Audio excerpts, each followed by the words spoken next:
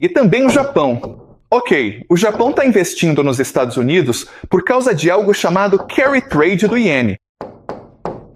E isso é uma das coisas mais burras do mundo. Porque nesse momento da história, o Japão está sofrendo com deflação, certo? Ninguém está gastando dinheiro. Então, o que o governo faz é emprestar dinheiro para as instituições a 0% de juros. Beleza, agora as instituições deveriam pegar esse dinheiro e promover mais liquidez no sistema. Mas, em vez disso, o que eles fazem é pegar esse dinheiro e usar para tomar empréstimos ou comprar títulos do Tesouro do ZEUA. Títulos do Tesouro que pagam 5%, certo? Então, você pega dinheiro emprestado a 0% e depois empresta 5%. E isso é o que chamam de carry trade do iene, beleza? É uma das coisas mais burras do mundo. Não vamos entrar em detalhes, mas, de novo, tem uma quantidade enorme de dinheiro vindo para o ZA, mercados financeiros, e eles precisam criar mais veículos de investimento para os investidores. E eles vão chamar isso de CDOs, que significa obrigações de dívida colateralizada. Mas, basicamente, isso só quer dizer subprime. A ideia é que hipotecas são um bom investimento porque as pessoas têm que pagar uma hipoteca mensal, certo?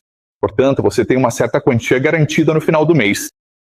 O problema, claro, é que subprime pode levar à inadimplência.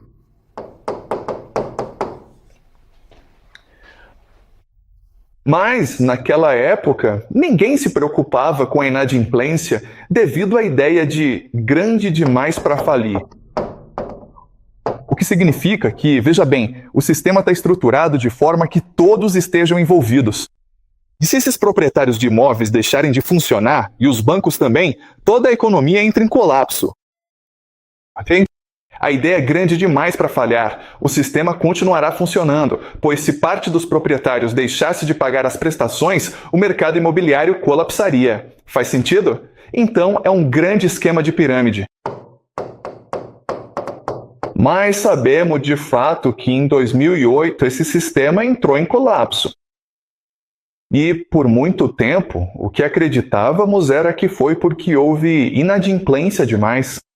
Foi inadimplência demais, e por isso esse sistema teve que colapsar. Mas se você olhar o que aconteceu, vai perceber que isso não é verdade, ok? Os bancos poderiam simplesmente escolher rolar a inadimplência, certo? Ou seja, beleza, você me deve $1.000, certo? Pela hipoteca, mas você não consegue me pagar. O que eu faço? Olha, me paga no mês que vem, beleza? Se não conseguir pagar no mês seguinte, tudo bem, paga no outro, tá? Eu mantenho o sistema funcionando. Porque lembrem-se, esse sistema, esse dinheiro, é tudo baseado em uma ilusão. Faz sentido, pessoal? Certo, mas ele colapsou, beleza? Então isso é algo que a gente vai analisar hoje. Beleza. Então, como vocês podem ver nesse mapa, nesse gráfico, no começo o que acontecia era que o governo era quem estava emitindo os empréstimos, certo? Então, basicamente, o governo é azul claro. Mas então, como esse setor era muito lucrativo, os bancos privados começaram a entrar e a emitir seus próprios empréstimos. E esses empréstimos se tornaram muito arriscados. Ok. E isso levou naturalmente a 2008, quando tudo desmoronou. Ok, muito bem. Então, a grande questão é por que o mercado financeiro entrou em colapso? Portanto, esta é a emissão de CDO. Ok, como vocês podem ver, isso está gerando muito dinheiro para esses bancos privados. E então, de repente, em 2008, ocorre esse calote massivo. Desaba. A questão é por que isso aconteceu? E como vocês aprendem nas aulas de economia, isso é apenas uma lei da gravidade, ok? Se você subir muito alto, vai cair. Mas o que as pessoas não te contam é isto. Há, de fato, pessoas que ganharam muito dinheiro por causa do colapso. John Towson. Quanto dinheiro ele ganhou com esse colapso? 20 bilhões de dólares, pessoal. Isso é muito dinheiro. 20 bilhões de dólares. Como ele ganhou dinheiro? Ele ganhou dinheiro apostando que o mercado imobiliário iria entrar em colapso. Você entende o que aconteceu? Ok. Então pense nisso. Ok. emprestei $1 milhão para Amber. Ok? E todos vocês terão que devolver $10 mil. Mas aí, de repente, você não consegue me pagar de volta, né? Mas se eu te dizer, Amber, que você não pode me pagar, você tem que me dar a sua casa, beleza? Eu perco meu investimento em você, certo? Eu não faço isso. Eu continuo deixando você morar na casa, fingindo que você pode me pagar, mesmo sabendo que você não pode me pagar. Mas aí o Vincent chega para mim e fala: Ei, senhor, Jeff, aposto com você que a Amber não vai dar calote no empréstimo, porque ela não deu calote nos últimos 10 anos. Eu digo pro Vincent: quanto você quer apostar comigo? E ele fala: $500 mil. Ele tá tão confiante de que você não vai dar calote, né? Então eu digo: beleza, Vincent, eu topo essa aposta com você. Agora o que eu faço? Agora eu faço você dar calote, porque agora eu posso ganhar $1 milhão do Vincent. E foi assim que funcionou, pessoal. Vocês acham que é uma coisa super complicada? Não, é tudo uma grande fraude, porque só algumas pessoas controlam todo o sistema. É assim que você faz $20 bilhões. Nesse jogo, beleza?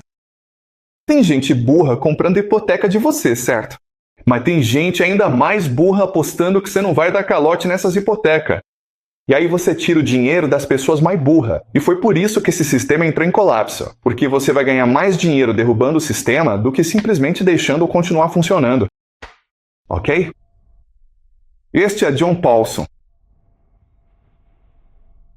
Isso é Jimmy Dimon. E ele também lucrou com a quebra do banco. Por quê? Porque quando esses bancos quebrarem, você poderá começar a consolidar o setor bancário. Então JP Morgan começou a comprar esses outros bancos que estavam perdendo dinheiro. E JP, atualmente o Morgan é o maior banco da América. Olá, tudo bem com vocês? Pessoal, olhem só que coisa incrível isso aqui. Antes de 2008, a maioria das casas era realmente de propriedade de pessoas físicas. Aqui é 2008. Então, o cinza representa apenas indivíduos. Eles podem ter uma casa, podem ter 10 casas, mas basicamente são pessoas físicas. O azul representa aqueles que possuem mais de 1.000 casas. E o azul escuro são aqueles grandes bancos que possuem tipo 100 mil casas, ok? Então, antes de 2008, como você pode ver, a maioria das pessoas estava em uma zona cinzenta, ok? São apenas indivíduos. Mas depois, após o colapso, você vê o azul e o azul escuro subirem bastante. Por quê? Porque esses proprietários perderam suas casas. Então, esses bancos e essas empresas entraram no mercado e os compraram a preço de banana. Não faz sentido. Então não é bem assim. A grande crise financeira de 2008 destruiu milhões de vidas, mas tornou-se lucrativa para alguns indivíduos e instituições poderosas. Ok? Certo? Uma consequência importante. Então você pensa, tá bom, não é assim, você não entendeu. É a gravidade. Eventualmente uma bolha tem que estourar. Bem, ok. Bem, hoje temos duas bolhas. Temos algo chamado bolha do private equity, bolha do crédito privado, certo? Onde bancos privados emprestam dinheiro para empresas privadas. E as pessoas dizem que é 200 bilhões. E ainda não estourou. Por quê? Porque os bancos privados permitem que as empresas privadas que estão perdendo dinheiro continuem operando, entendeu? Os bancos privados não chegam e dizem: ei, vocês estão perdendo dinheiro, deveriam declarar falência, e eu fico com o que sobrar. Por quê? Porque eles perderiam muito dinheiro desse jeito. Você entende essa ideia? Essas bolhas podem durar para sempre e não precisam estourar. Outra grande bolha atual é a da IA, certo? Essas empresas, NVIDIA, OpenAI, os produtos de IA delas na verdade não dão lucro nenhum. Por exemplo, o ChatGPT não gera nenhum lucro. Na verdade, ele perde dinheiro toda vez que você usa, entendeu? Porque é mais caro rodar o ChatGPT do que ele gera de receita. Mas é uma bolha enorme. Mas por que ela estoura? Porque são apenas algumas empresas que emprestam dinheiro umas às outras, ok? É só isso. É um esquema Ponzi gigantesco. É um jogo interno. Assim, as bolhas não precisam colapsar. Elas entram em colapso quando é vantajoso para alguns indivíduos fazê-las entrar em colapso. Tudo bem?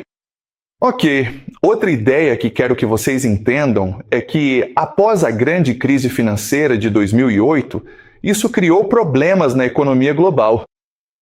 Então, o que aconteceu foi que o capital transnacional decidiu salvar a economia global, permitindo que a China crescesse. Ok, isso não é muito conhecido, mas uma grande consequência da grande crise financeira é que o capital chinês incentivou a China a imprimir dinheiro. Certo, então vou mostrar para vocês como isso aconteceu. Mas antes, vamos falar sobre o principal mecanismo que permitiu isso acontecer. Chama-se Banco de Compensações Internacionais, certo? E este é o Banco de Compensações Internacionais. Fica em Basileia, na Suíça, e é considerado o banco central dos bancos centrais. Então, cada nação tem um banco central, certo? Ele determina a taxa de juros, mas o BIS é o banco central dos bancos centrais, que coordena todos os bancos centrais, ok? E é o banco mais poderoso do mundo. Tudo bem, e você pensa, ok, isso deve ser público. Não, não é público. Ele é simplesmente administrado, é gerido para o melhor interesse das pessoas mais poderosas do mundo, certo? Tudo bem, isso aqui foi tirado do livro Torre de Basileia, ok? Você poderia fazer a gentileza de ler? Apesar da arrogância de Hitler e do planejamento ruim, a Alemanha nazista não havia alcançado a autarquia. Ela precisava comprar grandes quantidades de matérias-primas para fabricar armamentos e para alimentar, aquecer e vestir sua população. Aço sueco, petróleo romeno, tungstênio português, até mesmo carne bovina sul-americana, tudo isso precisava ser comprado e pago em moeda forte. A Alemanha nazista precisava de um canal financeiro para os países neutros. Esse canal passava por Basileia, que é o principal motivo pelo qual a Alemanha nazista não invadiu a Suíça ou a Suécia. Esses países neutros eram muito mais úteis para o Terceiro Reich. Como centros monetários na rede financeira transnacional do que como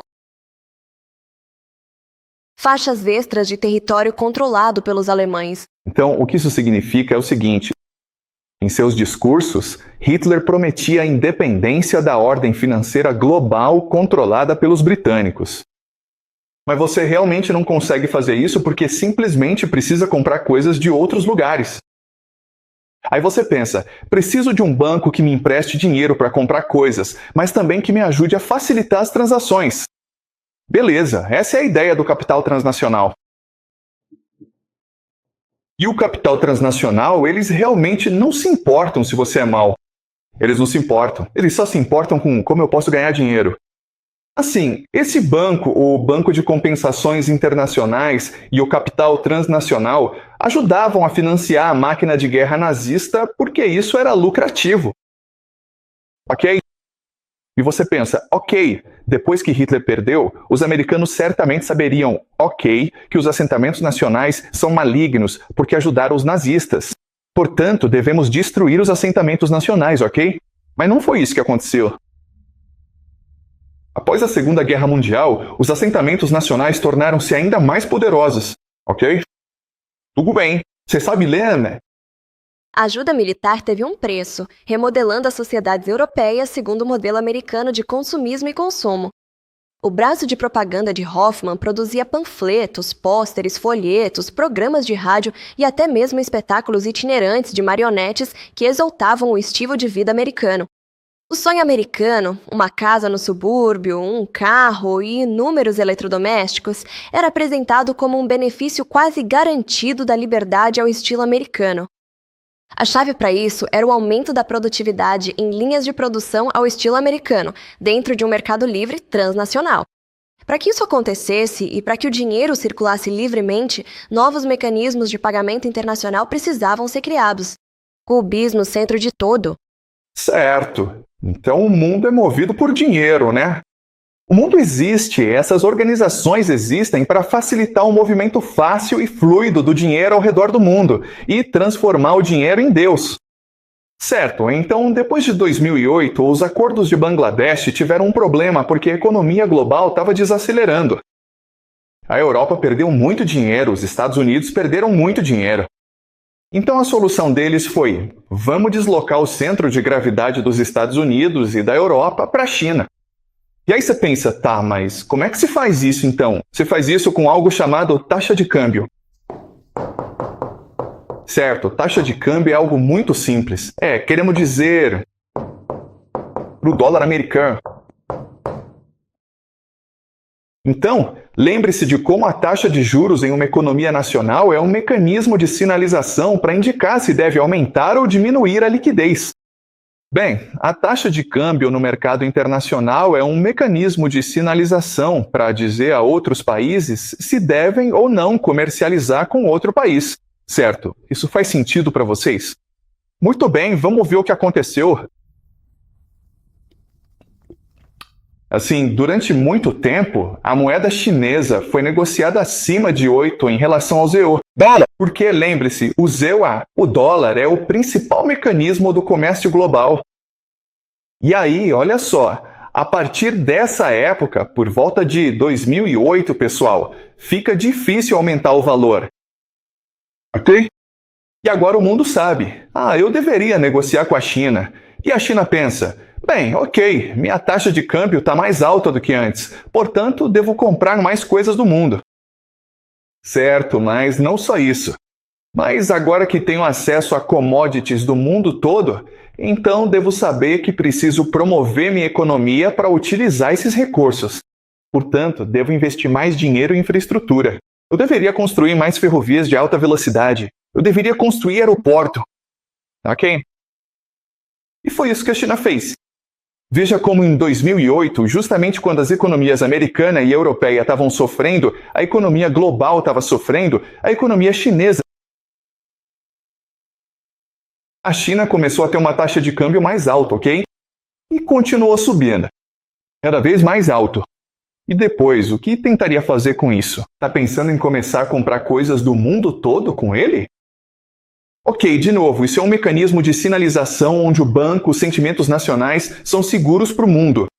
Agora vocês podem vender para a China, nós vamos garantir a China, tudo certo. E isso porque os sentimentos nacionais precisam tentar comprar mais coisas do mundo. E isso aconteceu começando por volta de 2008, certo? Esse aumento massivo nas importações. E como todas as commodities estavam indo para a China realmente gastou essas commodities, então começou a construir infraestrutura, certo? E como financiou a construção dessa infraestrutura? Empréstimos bancários, pessoal. Empréstimos bancários, tudo bem? Então, isso é a China. Desculpe. Isto é a China, certo? Olha só isso. Olha só isso. Olha só isso. Isto é a China, 2008. Em 2008, basicamente, as economias da China, dos Estados Unidos, do Japão e da Europa eram muito semelhantes. Os sistemas bancários deles eram praticamente iguais. Mas a partir de 2008, nossa, olha só isso! Tudo isso está sendo orquestrado pelo Banco de Compensações Internacionais, por algumas pessoas trabalhando nos bastidores. Olha só isso! Olha como isso é insano! Certo, então o que isso significa? Significa que hoje a China tem os maiores bancos do mundo. Este aqui é o JP Morgan, o maior banco dos Estados Unidos. Este é chinês, este é chinês. Este é japonês. Beleza, os 4 maiores bancos do mundo são chineses. Por quê? Porque no sistema bancário, as dívidas são passivos e também ativos. Você entende? Todo o dinheiro que os bancos chineses possuem são apenas passivos. Ok? É assim que o sistema funciona. É tudo uma ilusão.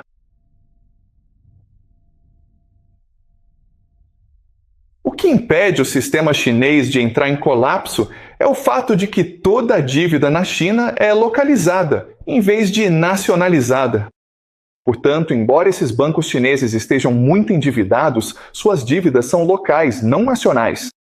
E tudo isso significa que o Banco da China não tem tanta dívida assim, em comparação, por exemplo, com o Banco do Japão. Certo, então a dívida no Japão é nacionalizada, enquanto na China é localizada. Beleza, ok. Então, outra grande consequência da China, dos chineses, do crescimento do sistema bancário chinês, é que a China começou a exportar seus produtos para o mundo todo. Mais ainda. Certo, como você pode ver, no ano 2000, os Estados Unidos realmente dominavam o mundo em exportação de manufaturados. Mas em 2024, olha só, basicamente o mundo inteiro está comprando exportações chinesas, né? Certo? E isso é uma estratégia deliberada do capital nacional chinês para mover o centro de gravidade econômica dos Estados Unidos para a China. E o problema da China, a razão pela qual a China não se tornou a potência hegemônica, é que a China não tem interesse em ser a potência hegemônica. Em outras palavras, poder militar.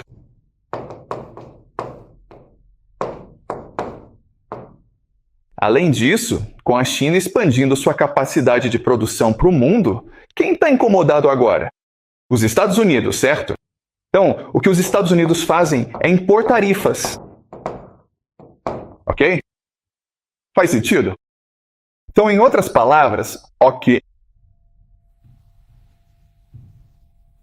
Mesmo que, em teoria, a teoria seja que o objetivo dos banqueiros é manter o jogo funcionando, certo? É só com isso que eles se importam. Então eles querem trocar dos Estados Unidos para a China. Mas isso realmente não funcionou, porque a China não quer assumir a responsabilidade de ser uma moeda de reserva global, além de ter bases militares no exterior, certo? Então a China não quer fazer isso, e os Estados Unidos não vão deixar a China fazer isso. Então, a única opção agora é Israel. E é por isso que eu acredito que essa guerra no Irã, o que ela vai fazer é transferir o centro de gravidade dos Estados Unidos para Israel. Porque Israel quer ser o centro do mundo, não a China. Isso não faz sentido, gente. Outra coisa que vocês precisam entender é que, para isso acontecer, o capital transnacional precisa primeiro colapsar a economia americana.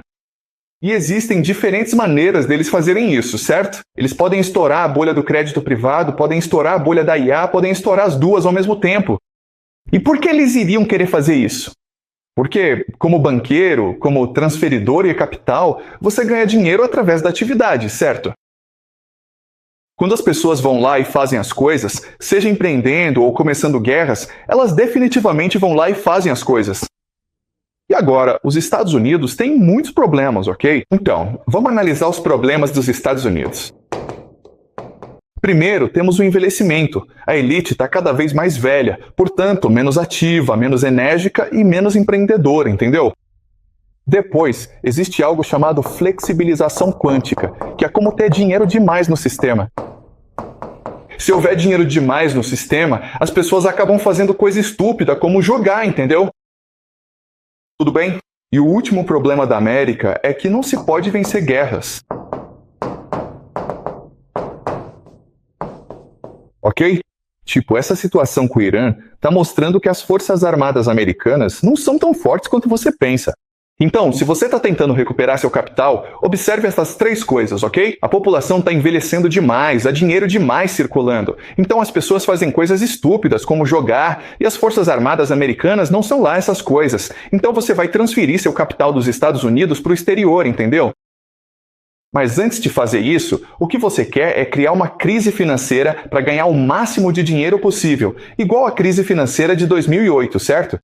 Então a gente não sabe quando isso vai acontecer, mas pode ter certeza de que vai acontecer, e vai ser de repente, beleza? Beleza, isso faz sentido para vocês, pessoal? Agora, você deve estar pensando, peraí, por que Trump e os americanos deixariam isso acontecer? Eles devem saber que isso está vindo. E a resposta é que, a longo prazo, é do interesse dos Estados Unidos que a economia colapse e que o capital transnacional vá para outro lugar. E isso é algo que a gente vai discutir na próxima aula, beleza? Qual é a estratégia americana de longo prazo? O capital transnacional está saindo dos Estados Unidos. E os americanos estão tipo, meu Deus, Banco da Inglaterra, City de Londres, esses parasitas estão indo embora. Obrigado. Pode ir embora, cara. Beleza? E o que vai acontecer é que, quando eles forem embora, provavelmente os Estados Unidos terão um futuro muito mais promissor. E isso é algo que vamos discutir na próxima aula. Mais alguma pergunta? Sim? Então, parece que os Estados Unidos estão em uma situação desfavorável. Mas eles sabem o que estão fazendo. E eles estão apenas mandando os parasitas para fora do país e tendo um benefício mais a longo prazo. É isso mesmo? Beleza, isso é algo que vamos discutir na próxima aula, tá bom? Mas isso não é uma estratégia deliberada. Certo, porque se você pensar bem, o colapso econômico vai destruir muita riqueza nos Estados Unidos. Provavelmente vai criar condições para uma guerra civil nos Estados Unidos. Vai causar muita dor.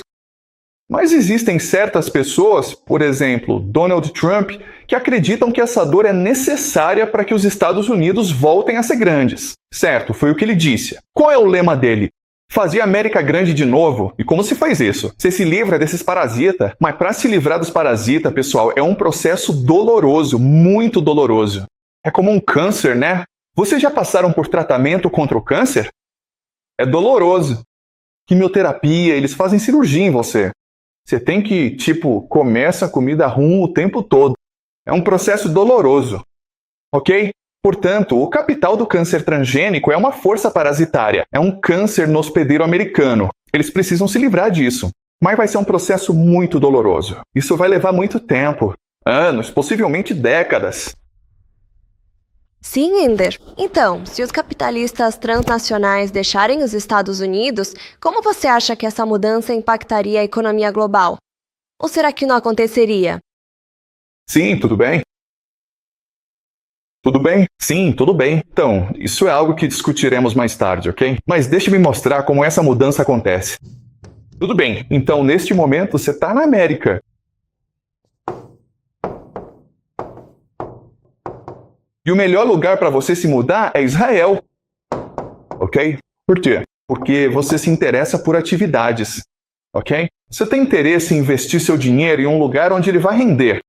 Certo? E por que Israel está crescendo? Bem, por causa do grande projeto Eritreu.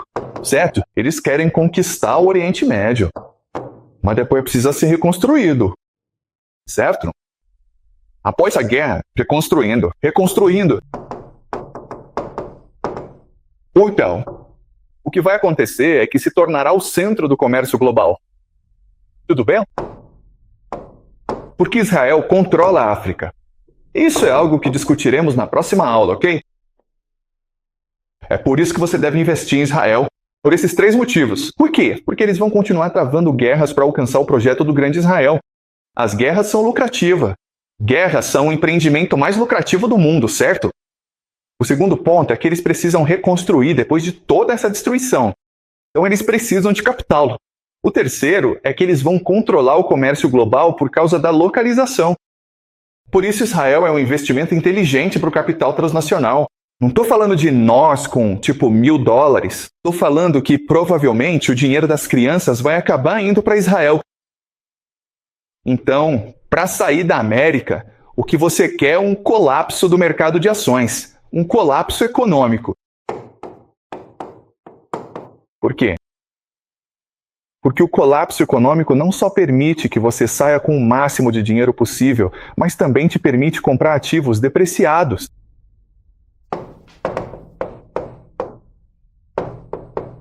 E quando eu digo ativos depreciados, estou falando de recursos